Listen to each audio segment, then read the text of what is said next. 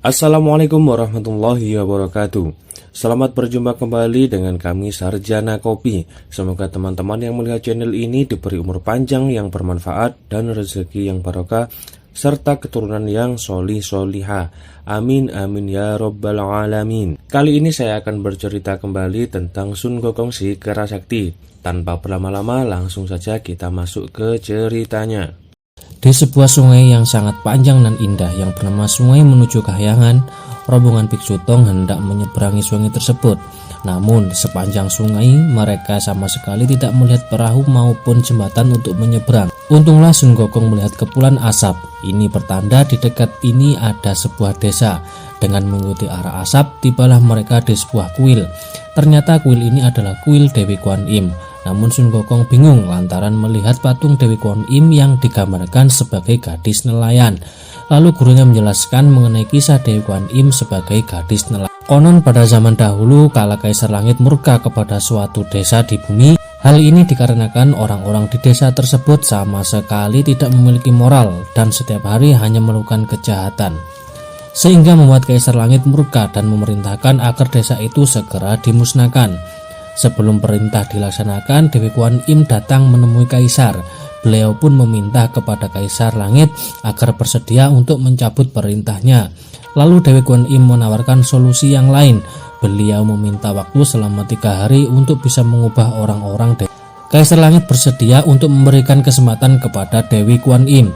Dan keesok harinya Dewi Kuan Im datang ke desa tersebut untuk melakukan sosial eksperimen. Beliau menyamar menjadi seorang pedagang ikan yang sangat buruk rupa. Ternyata respon masyarakat sangat buruk.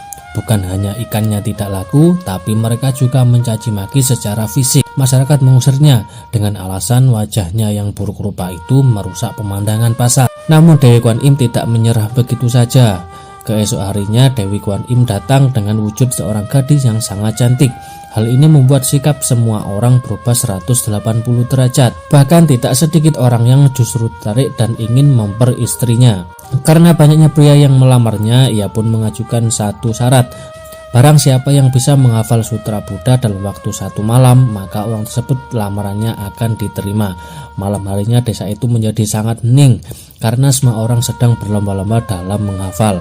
Hari esok telah tiba dan dari sekian banyak orang hanya 1 orang yang benar-benar sangat hafal.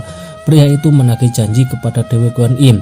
Dewi Kuan Im pun menerima lamarannya, namun ia meminta mas kawin. Dengan sombongnya pria itu menawarkan kemewahan hartanya.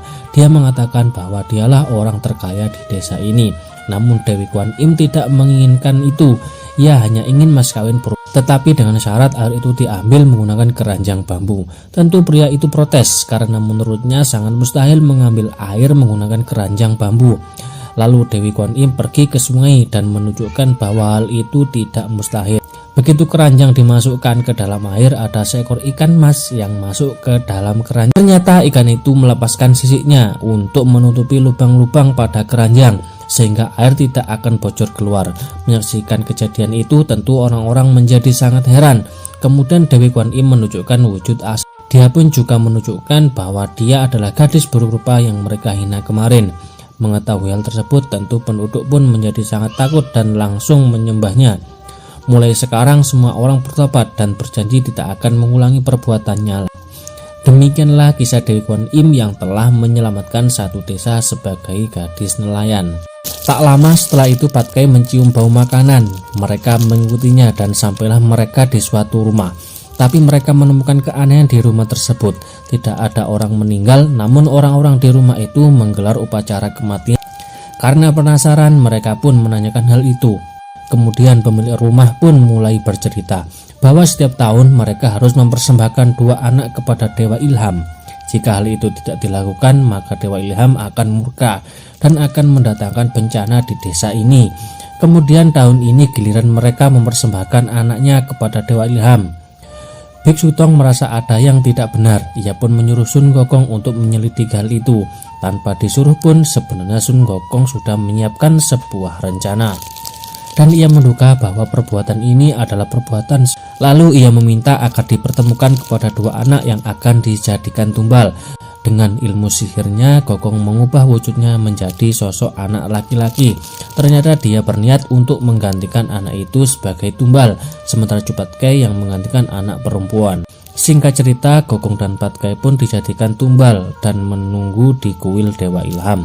Dan beberapa waktu kemudian Dewa Ilham pun datang. Tanpa tahu apa-apa, dia pun langsung mencoba untuk menyadap dua bocil itu. Tanpa basa-basi, Gokong pun langsung menghajarnya. Tentu siluman ikan bukanlah tandingannya. Dengan mudah Gokong bisa menghajarnya. Namun sayang sekali siluman itu bisa kabur dengan masuk ke dalam sungai. Tentu saja Gokong tak berani mengejarnya karena pada dasarnya ia tidak bisa sementara kalau Cupatkai sendirian, dia bukanlah tandingannya. Pada akhirnya mereka pun memutuskan untuk pulang. Ternyata dasar sungai ini adalah tempat persembunyian dari siluman ikan. Siluman ikan langsung disambut oleh istrinya. Ia menceritakan bahwa dia baru saja diajar oleh Sun. Mendengar hal itu, justru sang istri merasa gembira karena menurutnya ini merupakan berkah dari langit. Kemudian dia menjelaskan bahwa mereka pasti bersama Tong Sancong. Dan kabarnya dengan memakan daging bisu tong dapat membuat seseorang mencapai keabadian. Sehingga dari sinilah mereka menyusun rencana untuk menangkap Biksu Tong.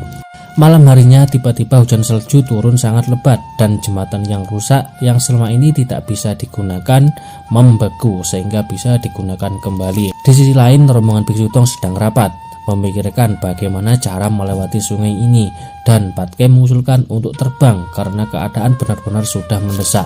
Tentu hal itu ditolak oleh Biksu Tong. Tiba-tiba pemilik rumah datang membawa kabar gembira. Ia bercerita akibat hujan kini jembatan yang rusak membeku dan bisa digunakan lagi. Besoknya rombongan Biksu Tong pamit dan siap meninggalkan desa.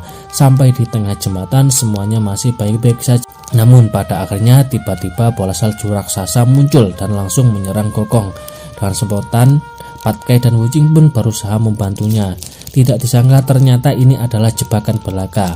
Biksu Tong yang sendirian langsung ditarik oleh siluman ikan ke dalam sungai.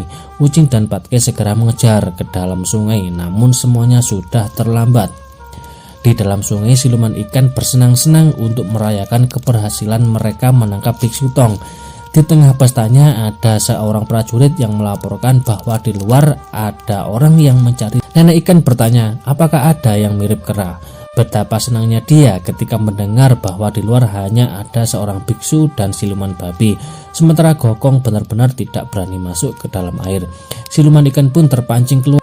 Patkai dan Wuching terus memprovokasi siluman ikan hingga ia pun mengejar mereka sampai keluar dari dasar sungai.